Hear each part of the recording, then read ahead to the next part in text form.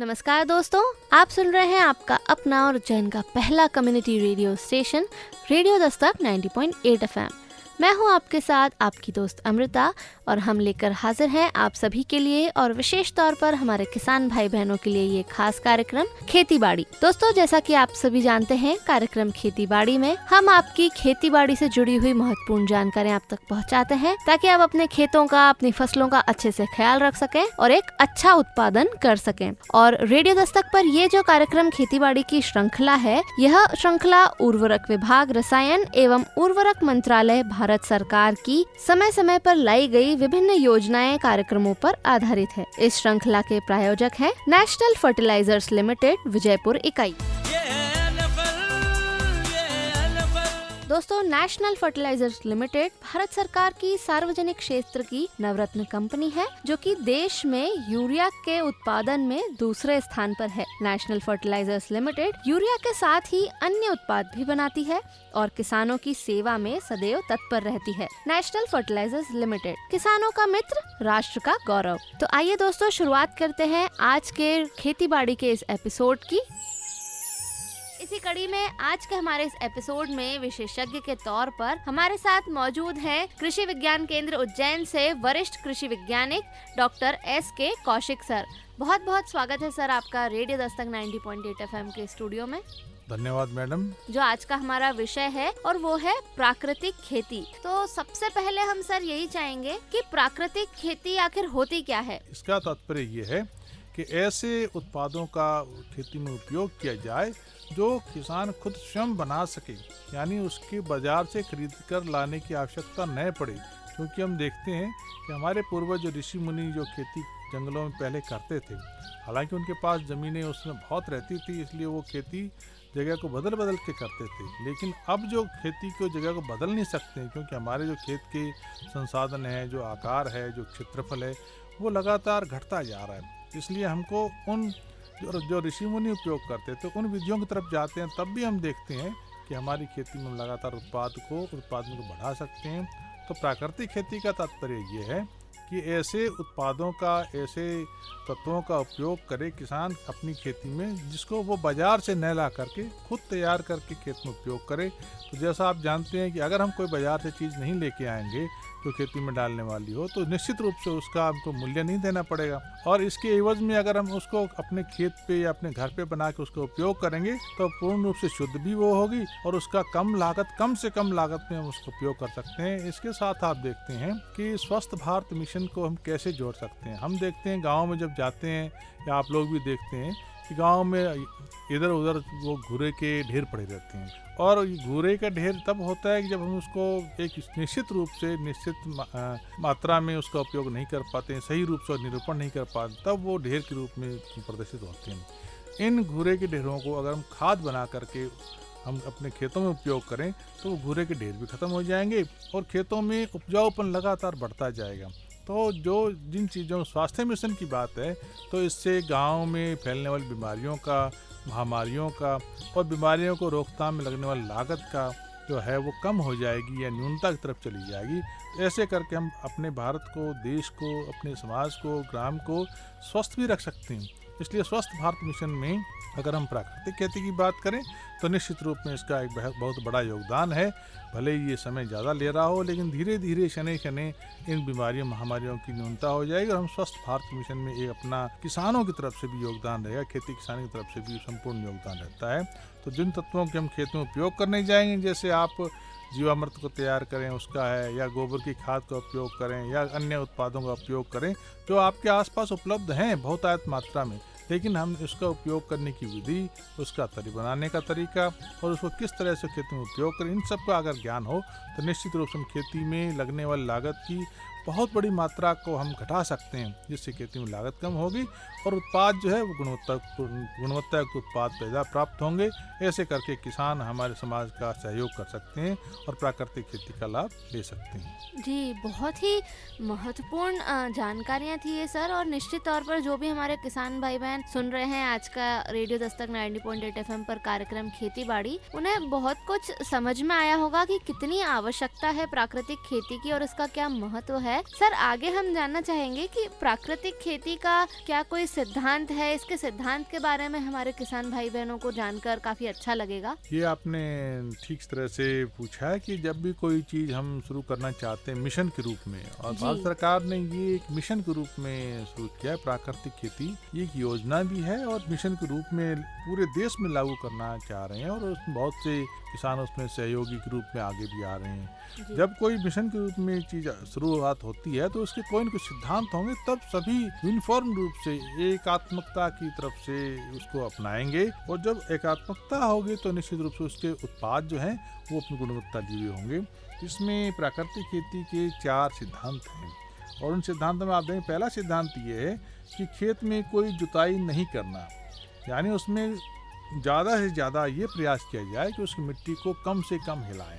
अगर हम कहते हैं बार बार जुताई करें, हल चलाएं, बखर चलाएं, ऐसा करने से क्या नुकसान है? ऐसा करने से ऐसा लगता है कि जो मिट्टी की ऊपरी परत में 6 इंच में 9 इंच में जो सूक्ष्म जीव हैं, जो खेती में सहायक हैं, किसान के मित्र हैं, वो बार बार जुताई करने से उनकी संख्या कम होती जाती है। जब आप देखो किसी का घर अगर हम उजाड़ेंगे तो उनकी संख्या कम होगी, या वो नीचे चले जाएंगे या मर जाएंगे। तो यह पहला सिद्धांत है कि इसमें जुताई कम से कम करें। अगर किसान कहते हैं जुताई नहीं करें तो भैया कैसा होगा? आप देखोगे कई तरह के यंत्र आजकल आ गए हैं। इसमें आप देखो हैप्पी सीडर है। हैप्पी सीडर ऐसा यंत्र है जो बिना जुताई किए हुए भी खेत में बुआई हम कर सकते हैं। तो जुताई नहीं करेंगे तो एक तो सूक्ष्म जीव जो है वो कम से कम नुकसान होगा, न्यूनतम। दूसरा उसमें ये होगा कि जुताई करने पे आप देखते हो कि ट्रैक्टर जब चलता है जुताई के लिए तो बहुत सा ईंधन की आवश्यकता होती है, और वो खेती की लागत को बढ़ाता है, तो लागत भी कम हो जाएगी। और जब ईंधन जलता है तो निश्चित रूप से वातावरण को प्रदूषित करता है, तो प्रदूषण भी कम हो जाएगा। प्रदूषण कम होने से, लागत कम होने से, सूक्ष्म जीवों के बढ़ने से हमको प्राकृतिक रूप से इसका लाभ मिलेगा। इस सिद्धांत को हम पालन करते हैं तो हमको खेत में मुनाफा होने की ज़्यादा गुंजाइश रहती है। प्राकृतिक खेती का हमारे देश में एक बड़ा हेडक्वार्टर भी है, वो कुरुक्षेत्र में एक गुरुकुल है, वहाँ चलाया जा रहा है। आप देखोगे गुरुकुल के जो मुखिया है प्राकृतिक खेती के, जिसको हम कहें कि प्रणेता हैं, उसमें आप कई लोगों के नाम आपने सुने होंगे। ये सुभाष पालेकर साहब हैं, या आपके आचार्य देवव्रत जी हैं। तो आचार्य देवव्रत जी ने इसको बहुत आगे बढ़ाया है, और आजकल वो माननीय राज्यपाल हैं गुजरात के। उनका वो पहले वहाँ गुरुकुल में रहा करते थे मास्टर के रूप में, टीचर के रूप में। तो जब वो टीचर के रूप में जब वहाँ थे तब उन्होंने उस प्राकृतिक खेती को वहाँ अपनाया, और उसके अपनाने से आज वो कुरुक्षेत्र में जो गुरुकुल देखने को मिलता है तो उसमें आप देखोगे कि वो किसी तरह रसायन का उपयोग नहीं करते हैं। वो वहाँ प्लाव भी नहीं करते हैं, खेत में जो बखर या हल नहीं चलाते हैं, या कम से कम उसका उपयोग करते हैं। ऐसा करने से ज़मीन के अंदर जीवों की संख्या बढ़ जाती है, तो वहाँ ज़्यादा उपजाऊपन, पोषरापन हो जाता है, और खेत में जो भी बीज हम उपयोग करते हैं, जो भी फसल हम लगाना चाहते हैं, उसकी संख्या और उसकी उत्पादकता लगातार बढ़ती जाती है। दूसरा सिद्धांत है कि हमको किसी भी तरह की जो खाद या रसायन है वो तैयार रूप में हमको नहीं लेना चाहिए, बाज़ार से ख़रीदना नहीं चाहिए। अगर बाज़ार से ख़रीदेंगे तो किसानों को पैसा लगेगा, और अगर उसको हम खुद तैयार करें, किसान इसको खुद तैयार करेगा, तो निश्चित रूप से वो कम से कम लागत में तैयार हो जाएगा। तो ये दूसरा सिद्धांत ये है कि हमको लागत बचाना है, या खेती में जो लागत बढ़ रही है उसको कम करना है, न्यूनतम करना है। तो इसके लिए कई तरह के उत्पाद जो उपयोग होते हैं, जैसे जीवामृत है, घन जीवामृत है, आपका नीमास्त्र है, आपका ब्रह्मास्त्र है, ये हमको खुद किसान अपने स्तर पर तैयार करे, और तैयार करके उसको उपयोग करे। इसमें भी आप देखो कि हरी खाद और गोबर की खाद। हरी खाद के रूप में जितने भी विकसित राज्य हैं जो खेती करते हैं, पंजाब का, हरियाणा का, उत्तर प्रदेश का, हम सब लोग जानते हैं वहाँ ज़्यादा अच्छी खेती होती है। वहाँ हरी खाद के रूप में सनई, ढेंचा, इस तरह का उपयोग वो फिर खेत में लगाते हैं, और हरी खाद लगाने से खेत में कार्बनिक अंश की मात्रा बढ़ जाती है। हरी खाद लगाने का तात्पर्य ये नहीं होता कि हम उससे कुछ उत्पाद लेंगे। हरी खाद का मतलब है कि हम हरी खाद ढेंचा सनई लगाएं, और जब वो 1.5 महीने की हो जाए उसको खेत में मिला दें। तो जब खेत में मिल जाता है तो कार्बनिक अंश बढ़ जाता है, सड़ जाता है जल्दी से वो। तो ऐसा करके उपयोग कर सकते हैं। दूसरा जो उसका है कि जैसे गोबर की खाद है, हम देखते हैं गाँव में इधर उधर गोबर के ढेर पड़े रहते हैं, और वो बीमारियों को फैलाते हैं। अगर गोबर के वो अच्छी तरह सड़ा करके उसका खाद के रूप में उपयोग करें तो हमारे खेतों में उपजाऊपन बढ़ाएगा, और आसपास के ढेर जो बीमारियों को भी कम करेगा। ये दूसरे सिद्धांत का तात्पर्य है कि हमको लागत कम कैसे कर सकते हैं। तीसरा सिद्धांत इसका ये है कि जो निंदाई गुड़ाई है वो भी कम करें। निंदाई गुड़ाई में आप देखते हो कि आजकल ट्रैक्टर से करते हैं, प्रति घंटे के हिसाब से पैसा लगता है और मजदूर पहली बात तो मिलते नहीं है, मिलते हैं तो बड़े महंगे मिलते हैं, वो कोई लगा भी लेता है तो उसकी भी लागत बढ़ जाती है।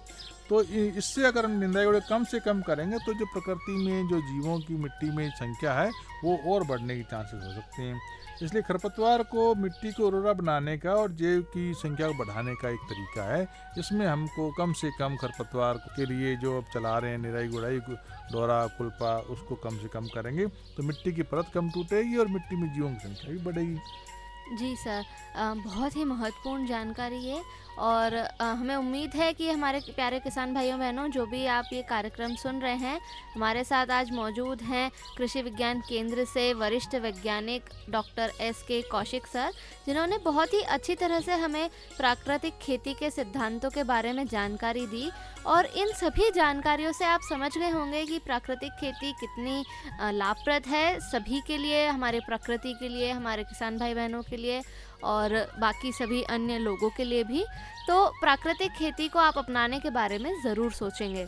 आगे बढ़ते हुए सर हम जानना चाहेंगे कि क्या क्या फ़ायदे हैं प्राकृतिक खेती के, क्यों हमारे किसान भाई बहनों को प्राकृतिक खेती को चुनना चाहिए और उससे उन्हें क्या क्या लाभ मिल सकते हैं। वैसे तो किसान भाई जानते हैं कि हम रसायनों के उपयोग से क्या क्या हानियाँ या घाटे या नुकसान लग रहा है, लेकिन वो उसको विस्तृत रूप से या बारीकी से उसको देख नहीं पाते हैं।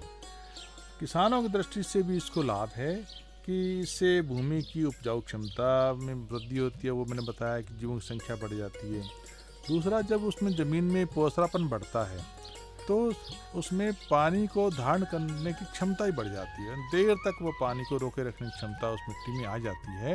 और आज के समय में किसान खेती जब करता है तो पानी के पीछे बहुत तरह की विवाद पैदा होते हैं, क्योंकि वो रसायनों का उपयोग करता है और उसमें लगातार रसायन का उपयोग करने से जितने भी हम रासायनिक उर्वरक उपयोग करते हैं वो ज़्यादा पानी की मांग करते हैं। और रासायनिक उर्वरकों का उपयोग कम करें, प्राकृतिक संसाधनों का उपयोग करेंगे तो उसमें पानी की मांग कम हो जाएगी और पानी को रोके रखने की क्षमता भी बढ़ जाएगी, मिट्टी का कड़कपन भी दूर हो जाएगा। तो ऐसा करके सिंचाई के अंतराल में वृद्धि हो जाती है। तो आज के दौर में कुछ लोग कहते हैं कि पानी नहीं है तो हम कुछ फसलों की खेती नहीं कर पाते हैं, तो ऐसा परिस्थिति में बदलाव हो जाएगा, क्योंकि वो खेत में ही पानी ज़्यादा समय तक रुकेगा, उससे फसलों को लाभ मिलेगा। तीसरा ये है कि ऐसा करने से जो रासायनिक जो उर्वरक हैं उस पर निर्भरता कम होगी तो लागत भी किसानों कम हो जाएगी। और फसलों की जब लागत कम होगी और उत्पादन या उत्पादकता धीरे धीरे ही सही बढ़ती जाएगी। जैसे आप शुरू में अगर प्राकृतिक खेती का प्राकृतिक संसाधनों का उपयोग करते हैं तो पहले या दूसरे साल जो है वो उत्पादन या उत्पादकता कम प्राप्त होती है, लेकिन तीसरे सीजन से उत्पादकता धीरे धीरे बढ़ने लग जाती है और वो फिर लगातार अनवरत रूप बढ़ती जाती है। एक ऐसा समय आता है जब हम रासायनिक खेती में जो उत्पादकता प्राप्त करते हैं उसके बराबर उसकी उत्पादकता आ जाती है और वो 5वें 6ठे साल में जा कर के उससे ज़्यादा हो जाती है रासायनिक खेती से। लेकिन जो उत्पाद जो प्राप्त होता है वो रासायनिक खेती से कहीं ज़्यादा अच्छा गुणवत्ता प्राप्त होता है। इससे किसानों को बाजार मूल्य भी अच्छा मिलता है। अगर हम रासायनिक खेती को के बजाय प्राकृतिक खेती उत्पाद को मंडी में बेचते हैं, ओपन मार्केट में बेचते हैं, तो उसका ज़्यादा मूल्य देने को भी सभी जो उसके कंज्यूमर्स हैं, उपभोक्ता तैयार रहते हैं। तो ऐसा करके हम फसलों की उत्पादकता तो बढ़ा ही सकते हैं, किसान की आमदनी को भी हम बढ़ा सकते हैं। क्योंकि ये जो ज़्यादा पैसा मिल रहा है वो जैविक खेती, प्राकृतिक खेती, जहर मुक्त खेती, रसायन मुक्त खेती के नाम से आप लगातार प्रचार माध्यमों से या जो माध्यम मीडिया के उनसे आप देखते हैं, तो ये लाभ किसान उसको ले सकता है। दूसरा लाभ ये है कि उसको खेत की मिट्टी को लाभ मिलता है। अगर प्राकृतिक खेती अपनाता है तो मिट्टी को क्या लाभ मिलता है। मिट्टी को आप देखोगे कि मिट्टी की जो संरचना है वो बदल जाती है, गुणवत्ता भी उसकी बढ़ जाती है। संरचना का मतलब ये है कि जिस मिट्टी में ज़्यादा क्ले होता है, चिकनापन होता है, उसमें पानी सीधा नीचे नहीं जा पाता है या उसका रिसंदर कम हो जाती है। आप देखो कड़क मिट्टियाँ हो जाती हैं, वहाँ पानी देरी से खेत में उतरता है और बहुत दिनों तक खेत की मिट्टी के ऊपर रहता है। तो अगर हम प्राकृतिक खेती का उपयोग करेंगे तो ऐसी व्याधियाँ या इस तरह के देखने में नहीं मिलेगा, क्योंकि जब उसमें पोसरापन होगा तो जो पानी बरसात का आएगा वो धीरे धीरे खेत में उतरेगा, और खेत में उतरने से उसको देरी तक वो उसको वाटर होल्डिंग कैपेसिटी बढ़ने की वजह से मिट्टी रखेगा भी या खेत रखेगा भी।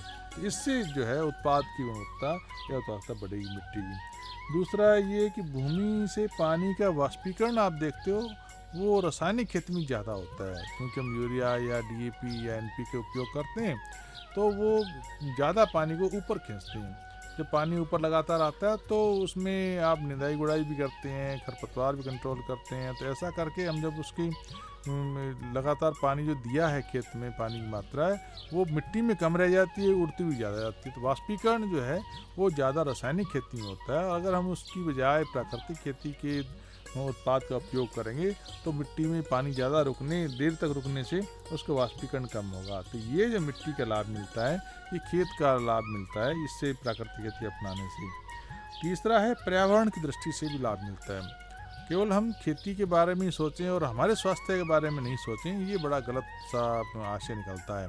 क्योंकि हम खेती कर रहे हैं हमारे परिवार के लिए, समाज के लिए, तो निश्चित रूप से जो समाज है वो पर्यावरण में रहता है। उसके आसपास कैसी हवा चल रही है, कौन सी गैसें हैं, क्या तापमान है, किस तरह का वातावरण है, तो पर्यावरण उसमें बहुत अहम भूमिका निभाता है। तो भूमि के जल स्तर में वृद्धि होगी तो निश्चित रूप से सभी को पानी मिलेगा। आजकल के दौर में पानी की बड़ी होड़ है। आप देखते हैं कई शहरों में पानी नहीं मिलने की वजह से बड़ी त्रासदियाँ घटती हैं। तो ऐसा अगर भूमि का जल स्तर बढ़ेगा, क्योंकि जो बरसात का पानी आएगा वो खेत के माध्यम से नीचे उतरेगा तो उसका जो जल स्तर है, जो वाटर टेबल है वो ऊंचा हो जाएगा। तो वाटर टेबल ऊंचा हो जाए तो उसमें पानी मिलने की संभावना प्रति ज़्यादा रहेगी। दूसरा ये मिट्टी, खाद्य पदार्थ और ज़मीन में पानी के माध्यम से होने वाले प्रदूषण में कमी होगी, क्योंकि हम रसायनों को जब खेत में फसलों पे डालते हैं तो वो रसायन बहुत ज़्यादा मात्रा में खेत पे भी पड़ते हैं, और खेत में रसायन पड़ने की वजह से वो संपूर्ण रूप से पौधे तो उसको ले नहीं पाते हैं। तो वो पानी जब खेत में गिरेगा तो पानी के साथ घुल करके निचले स्तर में रसायन चले जाते हैं, और लगातार ज़्यादा मात्रा में जाते रहने से उसमें जो नीचे की पानी की गुणवत्ता है वो ख़राब होती है। तो ऐसा करके भी हम उसको प्राकृतिक खेती से अगर हम उपयोग करेंगे तो क्योंकि प्राकृतिक खेती कोई रसायन उपयोग कर ही नहीं रहे हैं, तो जो पानी नीचे जिसम में होकर जाएगा वो शुद्ध रूप से ज़्यादा प्राप्त होगा।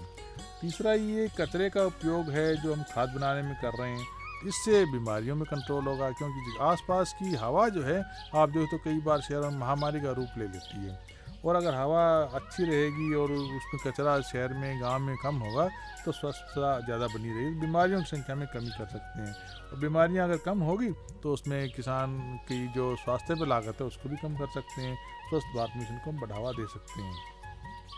इसके साथ साथ आप देखो फसल के उत्पादन की लागत में कमी और आय में वृद्धि दोनों एंटागोनिस्टिक हैं। लागत में कमी हो जाए और आय में वृद्धि हो जाए, रासायनिक खेती में संभव नहीं है, लेकिन ये प्राकृतिक खेती में संभव है कि हम उस लागत में कमी करके आय में वृद्धि कर सकते हैं। तो तीन तरह से फायदे हैं। किसानों को भी लाभ मिल रहा है, किसान के खेत यानी मिट्टी को भी लाभ मिल रहा है, और जिसमें हम रह रहे हैं सभी इंसान, पर्यावरण, उसको भी लाभ मिल रहा है। तो प्राकृतिक खेती से मिलने वाले लाभ बहुत प्रकार लाभ होते हैं। इन लाभों को अगर हम उपयोग करते हैं तो निश्चित रूप से हम अपनी परिस्थिति को बदल सकते हैं। बिल्कुल, और बहुत ही ये अच्छी जानकारियाँ, और हमारे किसान भाई बहन जो कार्यक्रम खेती बाड़ी सुन रहे हैं वो समझ गए होंगे कि कितनी लाभप्रद होती है प्राकृतिक खेती, और अगर वो इसे चुनने का सोच रहे होंगे तो वो उन्हें पूरी जानकारी मिल गई है प्राकृतिक खेती से जुड़ी हुई, जिसका वो लाभ ले सकते हैं। आगे सर, हमने एक प्राकृतिक खेती में एक सुना है पंचामृत करके कुछ होता है, तो प्राकृतिक खेती के पंचामृत किसे कहा गया है, इसके बारे में आप कुछ जानकारी हमारे किसान भाई बहनों को दें। ये सही है कि हम दैनिक जीवन में भी देखते हैं कोई शब्द अगर अमृत का आता है तो इसका मतलब क्या है कि वो दीर्घायुपन को बढ़ाता है जी। और अमृत अगर है खेती के लिए तो निश्चित रूप से उस खेती की अवधि को या खेती में होने वाले उत्पाद को या खेती के परिचालन को लंबा करता है। तो पंचामृत का मतलब इसमें है कि इसमें जो तत्वों का उपयोग करते हैं वो अमृत के तुल्य है। तो उसमें क्या है, एक आप समझोगे कि जीवामृत है, पहला पंचामृत जीवामृत है, दूसरा इसमें घन जीवामृत है, तीसरा इसमें आता है वापसा आता है, चौथा इसमें आच्छादन आता है और पांचवा जो है वो मिश्रित खेती है। तो ये 5 प्रकार जो हैं ये पंचामृत कहे जाते हैं। तो पंचामृत में क्या है, जीवामृत है। जैसे जीवामृत किसको कहेंगे, जो जीवों के लिए अमृत होगा और उसको किसान खेती में तैयार भी कर सकता है। तो इसमें थोड़ी सी ये हल्की सी बाध्यता है, क्योंकि हमारे देश में सभी किसान गायों का पालन करते हैं और देसी गाय अगर किसान के पास है तो वो जीवामृत को खुद तैयार कर सकता है। तो जीवामृत में बहुत ज़्यादा सामग्री नहीं चाहिए, उसमें देसी गाय का गोबर और देसी गाय का गौमूत्र चाहिए और उसमें गुड़ चाहिए और इसके साथ साथ में एक जो बेसन का जो आटा होता है, चाहे वो बेसन किसी भी दाल का हो, उसको हमको चाहिए। तो ऐसा करके हम जीवामृत बना सकते हैं। तो कितनी मात्रा में चाहिए कि 10 किलोग्राम देसी गाय का गोबर हो, 10 लीटर देसी गाय का गौमूत्र हो, 1-1.5 किलो बेसन हो किसी भी दाल का और 1-1.5 किलो 2 किलो देसी गुड़ हो जो पशुओं के खिलाने में काम आता है। बहुत अच्छे गुड़ की आवश्यकता उसमें नहीं है, जैगरी हो जो एक संवर्धन मीडिया का काम कर सके। इन सभी को हम इकट्ठा करें। इसके साथ साथ पेड़ के नीचे की मिट्टी, जहाँ हमने जहर नहीं डाला, पुराने पेड़ हों, बरगद हों, पीपल हों, उसके पेड़ के नीचे की मिट्टी लें जिसमें जीवाणु ज़्यादा संख्या में मिट्टी में होते हैं। इन सबको मिला करके हम 200 लीटर जीवामृत बना सकते हैं। पहले जो है बेसन जो है वो गोबर में मिलाएंगे, जैसे हम सीमेंट और रेती को मिलाते हैं। उसके बाद में गुड़ जो है उसको थोड़ा बारीक कूट लेंगे और बेसन गुड़ इस सबको मिला करके हम उसमें गौमूत्र में घोल लेंगे और इस सभी मिट्टी भी उसमें आधा किलो जो 1 किलो लेके आए पेड़ के नीचे उसको उसमें डाल देंगे और फिर इसको लगभग 250 लीटर पानी में डाल देंगे। जो किसमें रखेंगे, क्योंकि वो जो भी पात्र होगा वो किसी आयरन का, एल्युमिनियम का, धातु का नहीं होना चाहिए, इसलिए प्लास्टिक के ड्रम आजकल सब दूर उपलब्ध होते हैं। तो 200 लीटर के ड्रम में ये सब चीज़ रखें और इन चीज़ों को रख कर के घोल बना करके सुबह और शाम 2 बार किसान जो है उसको, जो जैसे घड़ी की सुई चलती है क्लॉकवाइज जिसको हम कहते हैं, जिधर घड़ी की सुई चले ऐसे हमको 12 से 15 बार लकड़ी के डंडे से इसको गोल घुमा करके उसको रखना है। सुबह एक बार घुमा दिया और एक बार शाम को घुमा के रख दिया और उसको जब ढकें तो ये सावधान रखें कि इस पर किसी धातु का या ऐसा ढक्कन नहीं ढकें जिसमें हवा नहीं आए। तो कपड़े से या बोरे के टाट से उसको ढक के रख दें और ये छाया में रखना जरूरी है, नहीं धूप में जो कीटाणु है या जो जीवाणु है वो मर जाते हैं। तो ऐसा अगर हम बना के रखें तो ये 2 या 3 दिन में तैयार हो जाता है। गर्मियों में इसकी आवश्यकता 3 दिन में तैयार हो जाता है और जब ज़्यादा ठंड पड़ रही हो तो उसमें 2 दिन और बढ़ोतरी कर सकते हैं। तो ऐसा करके हम बहुत जल्दी जीवामृत को खेत के लिए तैयार कर लेंगे और ये 200 लीटर जो जीवामृत तैयार किया है वो 1 एकड़ के लिए पर्याप्त रहता है एक बार में उपयोग करने के लिए। तो जीवामृत जो शुरुआत में किसान प्राकृतिक खेती को शुरुआत करता है वो ऐसे ड्रम को अगर 2 ड्रम अपने पास में रख ले तो जीवामृत बना ले और खेती में बुआई से पहले इसका उपयोग खेत में भी कर सकते हैं, यानी खुले खेत में जो उपयोग करेंगे और शुरुआत की अवस्था में करेंगे तो 1 ड्रम 200 लीटर का 1 बीघा के लिए उपयोग होता है। और जब इसको हम 2-3 साल लगातार उपयोग करते चले जाते हैं उस खेत में तो यही 1 ड्रम आपको 1 एकड़ के लिए यानी 1.25-2 बीघा के लिए लागू हो जाता है। क्योंकि ये जितनी मात्रा जो है, क्योंकि खेत की जो मिट्टी ली है पेड़ के नीचे की, या गुड़ लिया है, या गोबर में जो जीवाणु लिया है, या जो गौमूत्र लिया है, ये सब जीवाणु संख्या बढ़ाते हैं और ये जब जीवाणु खेत में बढ़ जाते हैं तो फिर ये उपजाऊपन बढ़ता जाता है। आप जानते हैं गोबर जो है देसी गाय का गोबर बड़ा अनमोल है। हम सभी किसान दूध को अनमोल मान रहे हैं, लेकिन दूध से ज़्यादा इसके जो उत्पाद जिसको हम मूल्य नहीं पहचान रहे हैं वो ज़्यादा कीमती है स्वास्थ्य की दृष्टि से। तो गोबर में जो जीवाणु होते हैं वो बहुत ज़्यादा मात्रा में है और वो खेती किसानी को सभी जीवाणु जो हैं वो सहायक सिद्ध होते हैं। तो 1 ग्राम गोबर में आप देखेंगे तो 300 से 500 करोड़ जीवाणु रहते हैं जो आँखों से भी नहीं गिन पाते हैं। अगर उन जीवाणुओं का संवर्धन हम करें उसमें, हाँ ये सही है कि बहुत से जीवाणु ऐसे होते हैं या बहुत से जीवाणु जो खेती के लिए लाभदायक भी नहीं होते क्योंकि सभी तरह के जीवाणु होते हैं, लेकिन ज़्यादातर जीवाणु उसमें ऐसे होते हैं जो खेती में अच्छी तरह से उपयोग करके उसके उपयोगिता को बढ़ाने में सहायक होते हैं। तो 300 से 500 करोड़ 1 ग्राम गोबर में रहता है, तो हमने 10 किलो गोबर उपयोग किया है तो निश्चित रूप से कई खरबों जीवाणु हम खेत में इस माध्यम से पहुंचा सकते हैं। दूसरा ये है कि अब जो खेती जो है वो जीवाणुओं की खेती जीवाणुओं पर निर्भर करती है। जिस खेत में जीवाणु ज़्यादा संख्या में जो होंगे, जो उपयोगी जीवाणु ज़्यादा संख्या में हो तो उनकी खेती ज़्यादा उत्पादकता प्रदान करेगी। जो देसी गाय का गौमूत्र हमने लिया है उसमें आप समझ तो वो मिनरल्स का खजाना है। बहुत से किसान कहते हैं कि हमारे खेत में बढ़ोतरी फसल नहीं ले रही है तो हमको सूक्ष्म तत्वों का पोषण मिश्रण करके हम खेत में छिड़कना है तो इससे बढ़ जाता है। तो बढ़वार करने के लिए भी जो उस सूक्ष्म पोषक तत्व बाजार से खरीद के लाते हैं उसकी बजाय अगर देसी गाय का गौमूत्र का उपयोग करें जिसमें लवणों का खजाना है, उसको अगर हम खेत में डालते हैं तो निश्चित रूप से खेती में जो फसल है उसकी बढ़ोतरी अच्छी हो सकती है। तो इसके माध्यम से, जीवामृत के माध्यम से हम जीवाणुओं को भी खेत में पहुंचा रहे हैं, मिनरल्स एंड खनिज लवणों को भी खेत में पहुंचा रहे हैं, और जैगरी जो है गुड़ का हमने इसमें घोल बनाया है उससे जीवाणु संख्या जल्दी से ज़्यादा मात्रा में बढ़ती है। ऐसा करके हम खेत में उपजाऊपन एक पंचामृत का एक कंपोनेंट है जीवामृत, उसके माध्यम से हम पहुंचा सकते हैं। और खड़ी फसल में अगर जीवामृत का उपयोग करना हो तब आप ये देखिए कि इसको 10% में उपयोग करते हैं, यानी बाकी 90% पानी रहता है और 10% जीवामृत रहता है। इसके घोल को खेत में जो फसल खड़ी है उसको 8 से 12 दिन पे या 15 दिन के अंतराल पे छिड़कते चले जाते हैं, तब वो किसी भी दूसरे उर्वरकों की या किसी दूसरे सूक्ष्म पोषक तत्वों खेत में डालने की आवश्यकता नहीं रहती है। ऐसा करके हम फसल की खेत की मिट्टी को उपजाऊ बना सकते हैं और जो फसल हमने लगाई है उसको भी हम अच्छा उत्पादकता निष्पादन ले सकते हैं। ऐसा हम जीवामृत के माध्यम से कर सकते हैं। दूसरा इसमें पंचामृत है घन जीवामृत। घन जीवामृत का मतलब है कि जो जीवामृत है वो ज़्यादा कंडेंस्ड मात्रा में होना चाहिए। तो इसके लिए क्या करते हैं कि इसमें भी लगभग वही चाहिए, 10 किलो गोबर चाहिए, 10 लीटर गाय का गौमूत्र चाहिए और गुड़ और दाल का जो आटा है वो चाहिए, पेड़ की मिट्टी चाहिए।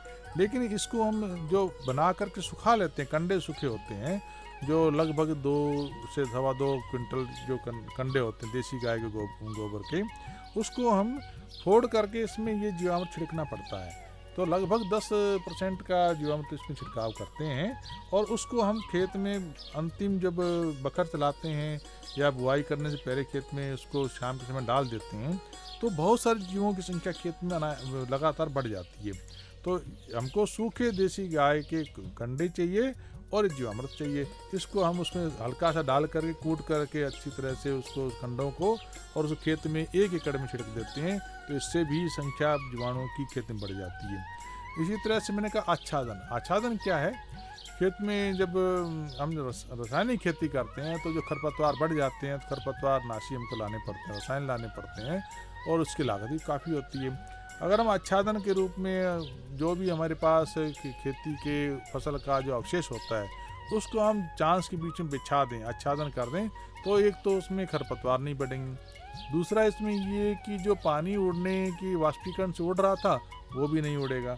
तो आच्छादन करने से हमको दोहरा लाभ मिलता है, खरपतवार नहीं बढ़ते हैं और देर तक पानी खेत में रुका रहता है या फिर खेत की मिट्टी में जो उसमें नमी बनी रहती है जो खेत के फसल के लिए उपयोगी साबित होती है। वापसा का एक मैंने नाम दिया, वापसा भी उसमें पंचामृत है। वापसा क्या है? कोई भी जीव या फसल हम लेते हैं तो उसमें नमी भी चाहिए और उसमें वायु भी चाहिए। तो वातायन और नमी के बीच की जो कंप्रोमाइजिंग स्टेट है उसको हम वापसा कहते हैं कि ये स्टेट तब हो सकती है जब उसमें खेत में नमी भी रहे और उसमें वायु के चलने के लिए वातायन की जगह भी रहे। तो अगर हम इसको आच्छादन करेंगे या प्राकृतिक खेती करेंगे तो वापसा को मेंटेन कर सकते हैं। वापसा मेंटेन करने से हमारे खेत की उत्पादकता बढ़ा सकते हैं। एक और मैंने 5वां जो अमृत मैंने बताया वो मैंने कहा मिश्रित खेती। मिश्रित खेती हम क्यों करें? मिश्रित खेती करने का तात्पर्य ये है कि हमको खेत के प्रत्येक स्तर से जो पोषक तत्व हैं वो हम उसको ले सकें और साथ में बहुफसली या फसल के विविधीकरण का लाभ भी हम ले सकें। तो मिश्रित खेती करेंगे तो एक ही तत्व का चयन न होते हुए संपूर्ण रूप से जो तत्व हैं उनको थोड़ी थोड़ी मात्रा में फसलों में मिलता जाता है। मिश्रित खेती करने का हमको इसमें प्राकृतिक खेती में लाभ मिलता है और किसानों को भी आमदनी का भी लाभ मिलता है। तो ये 5 अमृत अगर किसान खेती में उपयोग करता है तो अपने खेती की लागत को वो 10% भी कर सकता है। आज अगर 100 रुपये लग रहे हैं या 10,000 रुपये लग रहे हैं तो 10,000 की जगह 1,000 रुपये लगा करके भी वो इसकी खेती को लाभ ले सकता है। तो 10% तक 15% तक लागत वो ला सकता है, जबकि आज जो लागत है उसमें हम 90% या 85% कम कर सकते हैं। और कृषि विज्ञान केंद्र उज्जैन ने खेत के ऊपर किसानों के खेतों पे ये ट्रायल लगाए भी हैं, उससे किसानों की लागत कम हुई है। तो ये प्रूफ के रूप में भी है कि हम ऐसा करने में सक्षम हैं और कर सकते हैं। अगर किसान उसको अपनाता है पंचामृत को, प्राकृतिक खेती को, तो लागत कम करके आज आप देखोगे कि उज्जैन में हाट बाजार लगता है जैविक खेती का, उसमें भी लोग अपने प्राकृतिक खेती के उत्पाद लेके आते हैं, तो 2 से 2.5 गुना ज़्यादा आमदनी जो मंडी में उत्पाद बेचते हैं उससे ज़्यादा किसान लेते हैं। तो ऐसा करके सभी किसान, हाँ ये सही है कि ज़्यादा मात्रा में उत्पाद पैदा होंगे जो इतना लाभ हो सकता नहीं मिले, लेकिन रासायनिक खेती की तुलना में कम लाभ मिलने की गुंजाइश नहीं है। लाभ बढ़ेगा तो रासायनिक खेती से ज़्यादा ही मिलने की गुंजाइश रहेगी। तो प्राकृतिक खेती अपना करके किसानों को अपनी लागत में कमी करें। भारत में स्वस्थ मिशन, जो स्वास्थ्य मिशन का एक बड़ा मिशन चल रहा है, उसकी भी हम सहयोगी बने और जो भी हम उत्पाद दें वो गुणवत्ता युक्त हो, स्वास्थ्य में आरोग्यता बढ़ाने वाला हो और अच्छा हो। ऐसा करके सभी किसान भाई प्राकृतिक खेती के माध्यम से अपना योगदान और बढ़ा सकते हैं। जी बिल्कुल, प्राकृतिक खेती काफ़ी उपयोगी है, कम लागत के साथ स्वस्थ भारत मिशन को बढ़ावा देती है। तो निश्चित तौर पर आपकी ये सभी जानकारियाँ हमारे किसान भाई बहनों के लिए काफ़ी मददगार सिद्ध होंगी सर। और आज आप हमारे रेडियो दस्तक 90.8 FM के स्टूडियो में आए, हमारे सारे उज्जैन के किसान भाई बहनों को इतनी अच्छी जानकारियाँ दी प्राकृतिक खेती के बारे में, तो इसके लिए डॉक्टर कौशिक सर आपका बहुत बहुत धन्यवाद। बहुत बहुत धन्यवाद मैडम आपका भी कि हम किसानों के बीच में किस माध्यम से पहुंच सकते हैं। आपका ये रेडियो दस्तक जो है एक ऐसा बहुत अच्छा माध्यम है जिसमें ज़्यादा किसानों को हम एक साथ अपनी बात को पहुंचाने में सक्षमता प्रतीत होती है। इसके लिए आपको किसानों को पुनः पुनः धन्यवाद। किसान भाई अपनी खेती में इसका थोड़ा थोड़ा ध्यान जरूर रखें, इनके इनपुट को, इनके कैसे हम तैयार कर सकते हैं उसको भी आप अपने खेतों पर उपयोग करें। जय हिंद, जय भारत। दोस्तों, इसी प्रकार से और भी कई सारी महत्वपूर्ण जानकारियां अलग अलग विषयों पर लेकर हम हाजिर होंगे। कार्यक्रम खेती बाड़ी की इस श्रृंखला के प्रायोजक हैं नेशनल फर्टिलाइजर्स लिमिटेड विजयपुर इकाई। और आज के कार्यक्रम में बस इतना ही। अगली कड़ी में हम फिर आपसे मिलेंगे और भी अन्य विषयों के साथ और भी कई महत्वपूर्ण जानकारियों के साथ। तब तक के लिए दीजिए हमें जाने की इजाजत, लेकिन आप कहीं मत जाइए, सुनते रहिए आपका अपना रेडियो दस्तक 90.8 FM। सुनेगा उज्जैन, बढ़ेगा उज्जैन। नमस्कार।